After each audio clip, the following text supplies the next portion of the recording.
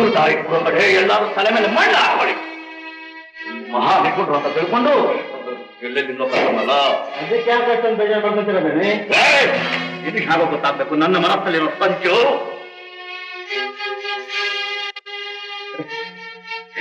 ಏನೋ ಹಳ್ಳಿ ಉದ್ಧಾರ ಮಾಡಬೇಕು ಅನ್ನೋ ನಮ್ಮಂತಹ ಗಣ್ಯರಿಗೆ ಅನುಕೂಲ ಆಗ್ಲಿ ಅಂತ ಆ ಭಗವಂತ ವರ್ಷಕ್ಕೊಂದ್ಸಾರಿ ಜಾತ್ರೆ ಮಾಡ್ಕೊಂಡು.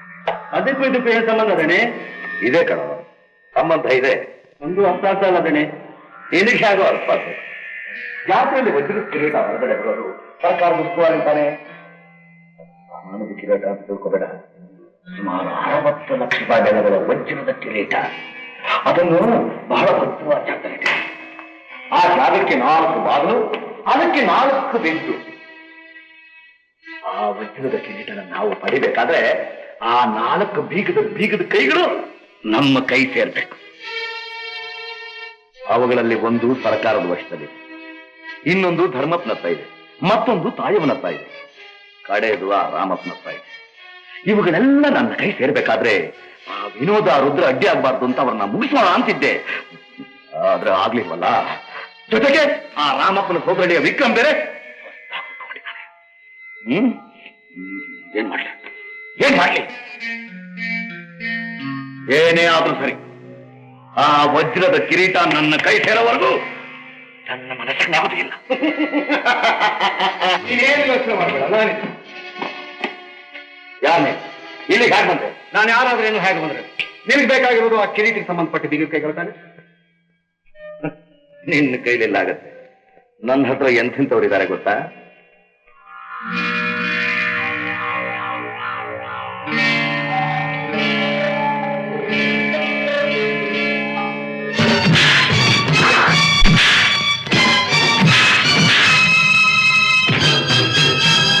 ನೆಲ್ಸು, ನಿನ್ನ ಶಕ್ತಿ ಎಷ್ಟು ಅಂತ ನನಗೆ ಗೊತ್ತಾಯ್ತು. ನಿನಗೆ ಕಿರೀಟ ಬೇಕಾದ್ರೆ ನಿನ್ನ ಸಹಾಯ ನನಗೆ ಬೇಕು. ಗಲಾಟೆ ನಾಶಮೇ ಬಿಡ್ತೀನ ಗಾಡಿ ಬಾರಿಸಿ ರಾಕಪ್ಪ ತಳ್ಳಿ ಬಂದ್ಬಿಟ್ಟೆ. ಹೌದು ಸರ್. ನಮಸ್ಕಾರ ಇನ್ಸ್ಪೆಕ್ಟ್ರೆ. ನಮಸ್ಕಾರ. ಏನ್ರಿ ಊರಲ್ಲಿ ಎಲ್ಲಿ ನೋಡಿದ್ರೆ ನಿಮ್ ಮಳಿನ ವಿಷಯನೇ ಮಾತಾಡ್ತಾ ಇದಾರೆ? ನಮ್ ಜನ ಬುದ್ಧಿ ಗೊತ್ತಿಲ್ಲ ಇನ್ಸ್ಪೆಕ್ಟ್ರೆ. ಏನಾದ್ರು ಹೊಸದನ್ ಕಂಡ್ರೆ ಅದ್ನ ಹಿಡ್ಕೊಂಡ್ಬಿಡ್ತಾರೆ. ಅವನೇನೋ ಕರಾಟೆ ಗಿರಾಟೆ ಏನೋ ಕಲ್ತ್ಕೊಂಡ್ ಬಂದವನಂತೆ. ಅದಕ್ಕೆ ಇವನ ಹಟ್ಟದ ಮೇಲೆ ಕರ್ಕೊಂಡೋಗಿ ಕುಣ್ಸವ್ರೆ. ಎಷ್ಟೇ ಆದ್ರೂ ನಮ್ಮೆಷ್ಟು ರಂಗಪ್ಪನವ್ರ ಮಗ ಅಲ್ವೇ? ಅದಕ್ಕೆ ನನಗೂ ಅಭಿಮಾನ. ಆದ್ರೂ ನಂಗೊಂದು ಸಂದೇಹ ಸರ್. ಏನ್ರಿ ಅದು? ಅವರಪ್ಪ ಬುದ್ಧವಂತಲೆ ಐನಾತಿ ಪಂಡಿತರೇ ಆಗಿದ್ರು ಸರ್. ಇವರ ಬುದ್ಧವಂತಲೆ ಬಿಟ್ಬಿಟ್ಟು ಜನ್ಮ ಮೈ ಕೈ ಮುರಿಯೋದನ್ನ ಕಲ್ತ್ಕೊಂಡ್ ಬಂದವಲ್ಲ ಸರ್. ರೀ ದಾಸಪ್ಪ, ಕರಾಟೆ ಅಂತಂದ್ರೆ ಮೈ ಕೈ ಮುರಿಯೋದಲ್ಲ ರೀ, ಅದು ಒಂದು ಕಲೆ. ನಿಮ್ ಬುದ್ಧಿಗೆ ಅದೆಲ್ರಿ ತಿಳಿಬೇಕು. ನೋಡಿ ರಾಮಪ್ಪನವ್ರೆ, ಹುಲಿ ಹೊಟ್ಟೆಲಿ ಇಲಿ ಹುಟ್ಟಲ್ಲ, ಹುಲಿನೇ ಹುಟ್ಟುತ್ತೆ. ತಂದೆಯಂತೆ ಮಗನು ಪ್ರತಿಭಾಶಾಲಿ ಹಾಗೆ ಆಗ್ತಾನೆ.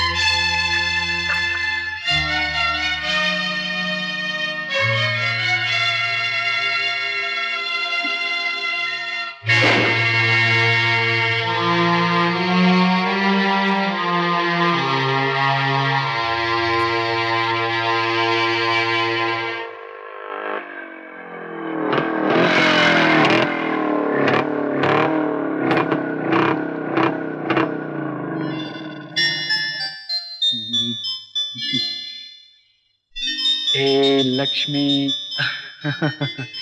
ಎಲ್ಲಿ ನಿನ್ನ ಯಜಮಾನ? ಹೇಳಲ್ವಾ? ಬೇಡ ಹೋಗು, ನಾನೇ ಹುಡುಕೋತೀನಿ. ಹಾ ರುದ್ರ,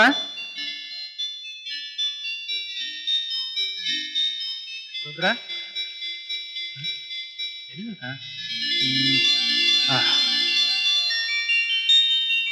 ಏ ರುದ್ರ, ರುದ್ರ, ಏ ರುದ್ರ, ಯಾಕೋ ಸಪ್ಕಿದ್ಯಾ? ಏನಾಯ್ತು? ಏನಿಲ್ಲ. ಏನೇನಿಲ್ಲ. ಒಳ್ಳೆ ಖುಷಿಯಾದ ಸಮಾಚಾರ ಹೇಳೋಣ ಅಂತ ಓಡ್ ಬಂದ್ರೆ ಆಕಾಶ ತಲೆ ಮೇಲೆ ಬಿದ್ದು ಹೊಣೆ ಕೂತಿದ್ಯಾ. ಏನಾಯ್ತು? ನಂದಿರ್ಲಿ, ನಿನ್ ವಿಷಯ ಹೇಳು. ಹೇಳ್ಬೇಕು ಅಂತ ಇಷ್ಟು ದೂರ ಬಂದಿದ್ದೀನಿ, ಹೇಳ್ದೆ ಇರ್ತೀನ. ಇದು ರುದ್ರ, ಏನದು? ನಿನ್ನ ಹತ್ರ ನಾಚಿಕೆ? ಯಾರನ್ನ? ಕಣಿ ಕೇಳು, ಇನ್ಯಾರನ್ನ? ಒಂದು ಹುಡುಗಿ.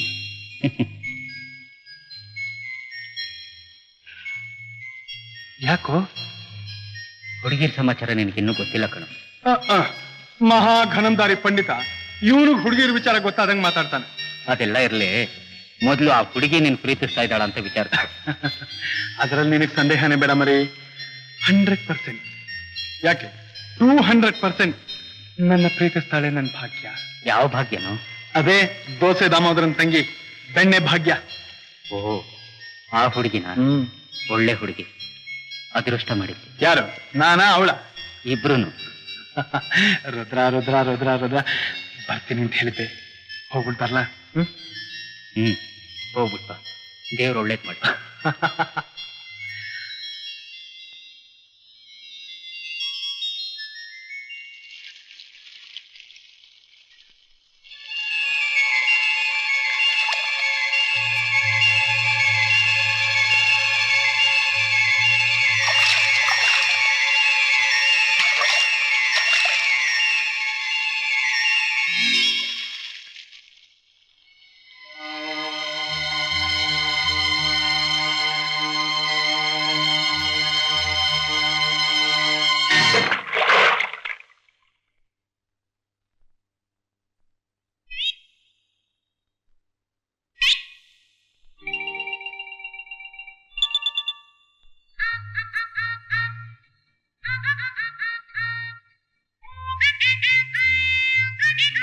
ಬಂಗಾರಿ, ಬಂಗಾರಿ, ಏನ್ ನೋಡ್ತಿದ್ದೆ? ಈಗಲೇ ಏನು ನೋಡ್ಬೇಡ. ಆ ಎದುರೋಟ್ಲಾಗೆ ಕುಳ್ಳ ಅವನಲ್ಲ, ಅವನು ನಮ್ ಮನೆ ಮೇಲೆ ಉದ್ದಿನ ಕಣ್ಣು ಮಾಡಿದವನೇ. ಹುಷಾರು. ನೀನೇನ್ ಹೆದರ್ಕೋಬೇಡಪ್ಪ, ಅವನ್ದು ಹತ್ತಿನ ಕಣ್ಣಾದ್ರೆ ನಂದು ಅವನ್ಕಿಂತ ಜೋರೆ. ಏನಾರು ನಮ್ ಮನೆ ಬಾಗ್ಲ ಹತ್ರ ಬಂದ್ರೆ ಅವನ್ ಕಣ್ಣ ರಣ ಹತ್ತರ ಬೇಡ. ಹುಷಾರು. ಸಲ್ಲೇಸ.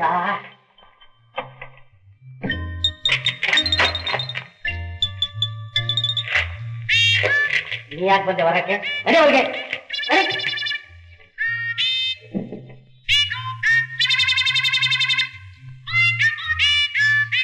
ತಿರ್ಗಿ ಇಲ್ಲ ನಡಿ ಒಳಗೆ.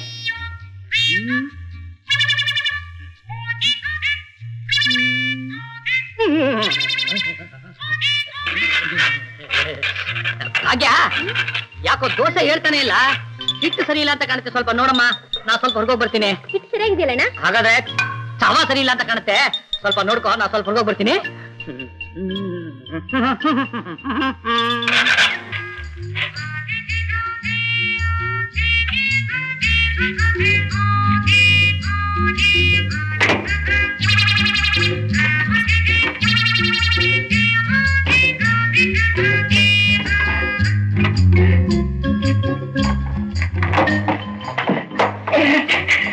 ಬಂಗಾರಿ, ನನ್ನ ರಾಣಿ, ನನ್ನ ಸಿಂಗಾರಿ, ನನ್ನ ಬಯ್ಯಾರಿ.